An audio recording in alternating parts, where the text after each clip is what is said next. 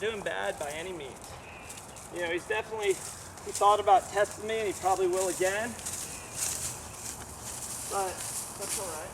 As long as each time he tries a little less hard at the test, that means you're on the road to progress. There's no quick fixes. Everything takes time.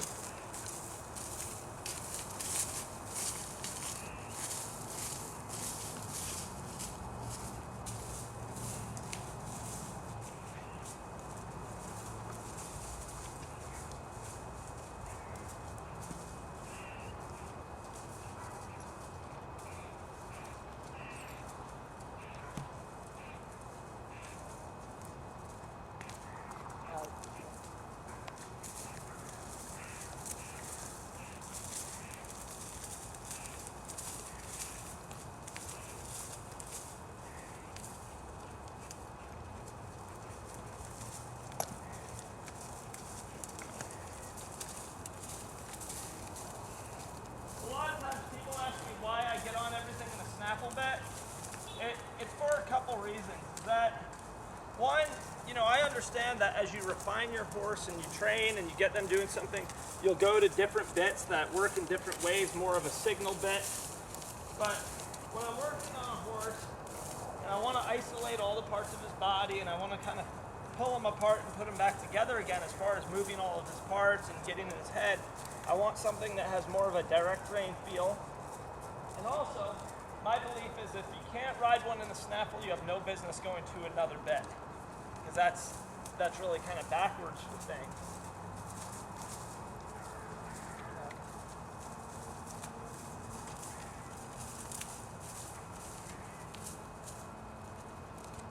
And now he's starting to stretch his head down instead of every time I let go, inverting himself. That's what I'm looking for, is that eventually when I pick up those reins, I want him to just want to reach instead of getting balled up.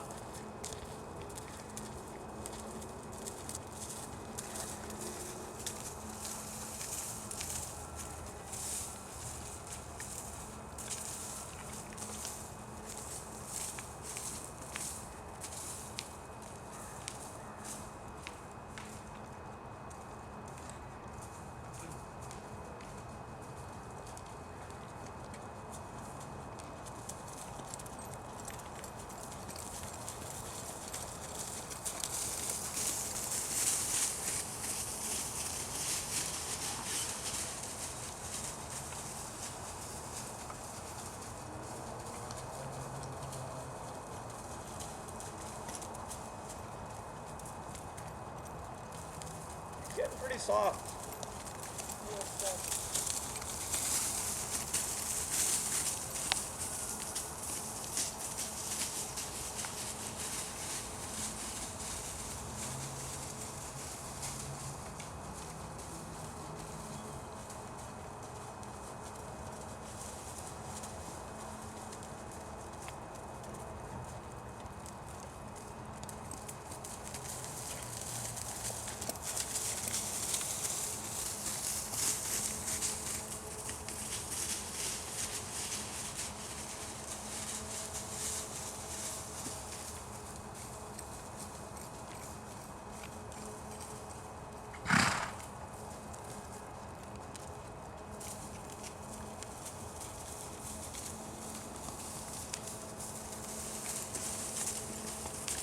Brooke, this trot work here is what will fix this horse. It's the cannery, it's secondary, that's good for taking off some of the edge and the energy. But what really fixes the horse is quality trotting, bending, moving them off their leg. Like here, I'm going to push them off my left leg with an inside bend. Here, I'm going to counter bend him on the circle, a little bit of a counter arc. Push the shoulders over with my right leg, push his hip out to the circle with my left leg.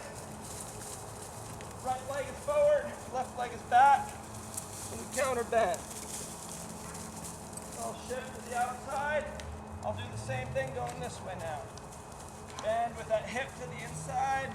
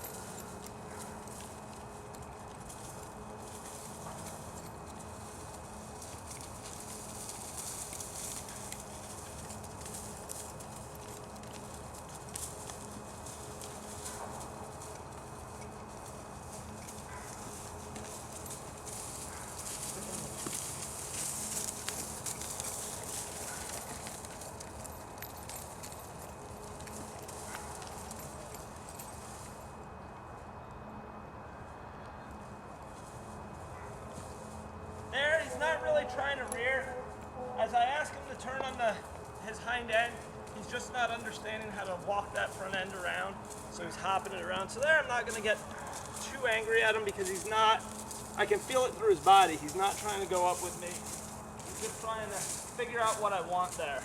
So instead I might take him, I might walk him forward into that turn and just get him to step those feet around a little bit. Do the same this way. I'll hold him out on the circle with my inside leg. Now I open the inside and I push with my outside rein and my outside leg. To just help him understand that I can separate the front end from the hind end. I'll tell the hind end to stand still, front end to move. But when I first started doing it, he's like, oh, you want me to go over there? I have to hop.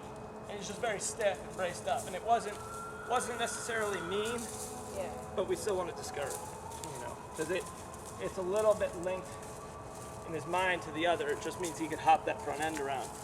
So we'll break it down step by step. So here, don't let those feet stop. There, right around that corner. So I just spiral in on a circle. Start with a little bit bigger circle. We walk with all 4 feet moving. And as the circle gets smaller, the hind end kind of has to slow down and eventually stop. There we go.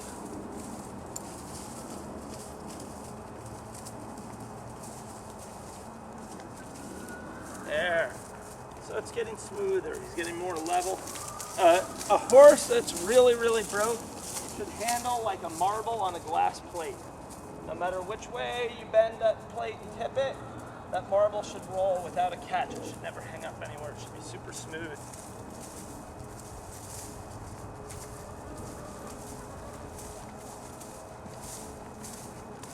Good boy.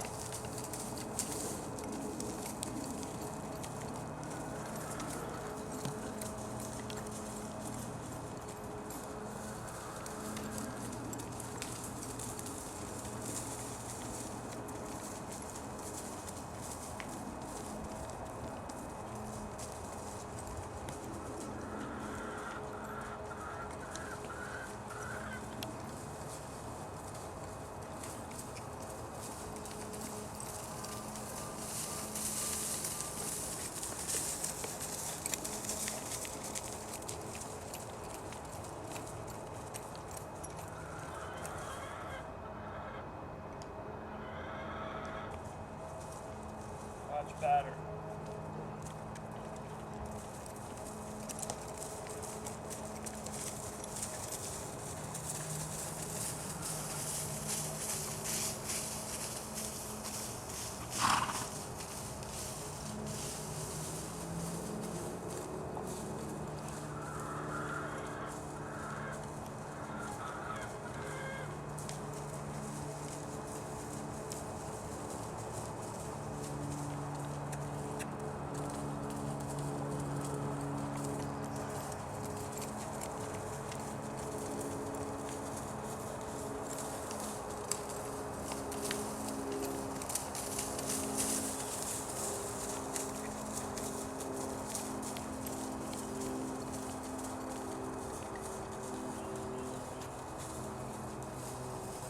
Here, I'm just setting my hands with a soft feel on his face here, and what I want to do is I want to put him in a little bit of what he perceives to be a bind. It's kind of a fixed pressure.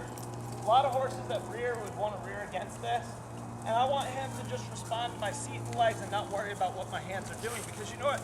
There's going to be times we make mistakes with our hands and we hold on too long, so I don't want him to become offended by that and to retaliate, because sometimes if we have hands that are too good, especially as a trainer, if your hands are too good, you're always releasing. When an amateur rider gets on, they might not have as good a hands, and then the horse falls apart because he's like, whoa, I'm not used to this. So to kind of recreate that, I just set my hands with a feel, and now I'll take my legs off, ask him to back a step with my seat. I've not changed anything with my hands. Now I'll ask him to step forward again without never altered anything with the rein. And this is what gets the horse really following your seat and not being such a hand-dominated horse. Everybody does everything with their hands first. My hands are the last thing to change. I'm steering off my legs, my body. I'll just look at where I want to go.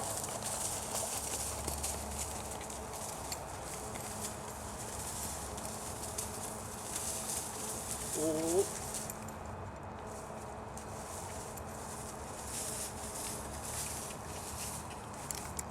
Roll my feet forward, and I drive him forward. And for a horse that wants rear, that's a really hard transition to go from that back up to forward with pressure and understand that they can do it. Now, I wouldn't ride them this way all the time, but this guy is a test, a little bit of a litmus test, tells me where we're at. So, well, we're doing pretty good. He's taking this is pressure. It's quite a little bit of pressure for a horse, but I want to understand that he can take it. I wouldn't be doing my job if I left and you couldn't make a mistake and hold on to him too much. Now here, all I'm going to do is take my feet off and quit riding. Whoa. Nothing. Backup's getting softer. I'm just letting him back right now.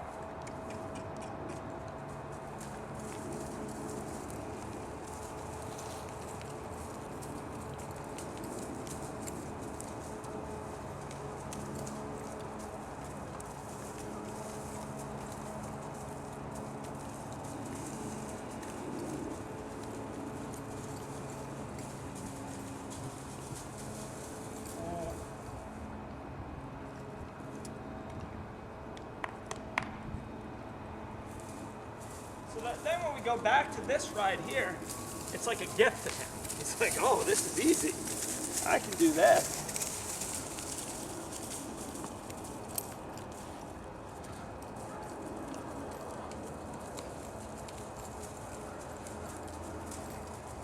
Brooke, have you ever lunged a horse like in side reins? No. I'm going to show you how. I don't know if you have a set of long reins, but we can do it with just a pair of long reins and a saddle.